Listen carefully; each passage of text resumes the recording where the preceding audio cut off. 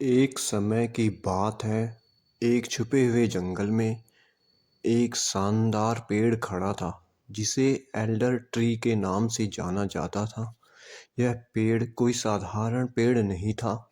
इसमें जादुई शक्तियां थीं जिनका राज कई वर्षों से छुपा हुआ था।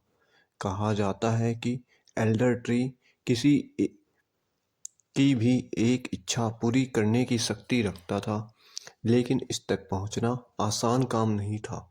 जंगल में रहस्यमयी प्राणियों की भरमार थी जो सभी पेड़ की शक्ति की रक्षा कर रहे थे। एक सुबह एक बहादुर छोटी सी लड़की एलारा एल्डर ट्री को ढूंढने के लिए निकल पड़ी।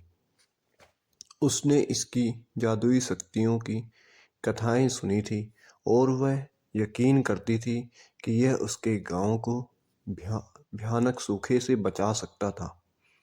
वह अपने इरादे और एक परिवार से मिले हुए नक्शे के साथ यात्रा पर निकली। जब वह जंगल के अंदर जा रही थी तो वह बोलने वाले जानवरों, शरारती भूतों और बुद्धिमान उल्लुओं से मिली जो रहस्यमयी बातें कर रहे थे। उन्होंने उसे डराया, पैसों का लालच दिया, पर एलारा ने किसी की बात नहीं सुनी और अपने मंजिल की तरफ बढ़ती रही। कुछ दिनों की यात्रा के बाद एलारा एक मीठी रोशनी वाले खुले मैदान पर पहुंची।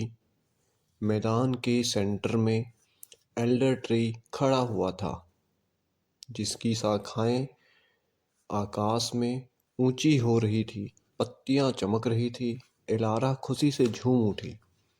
फिर वह एल्डर ट्री के पास पहुंची और जो उसकी इच्छा थी वह मांगी। उसने अपने गांव में सूखा दूर करने के लिए वर्षा की इच्छा की।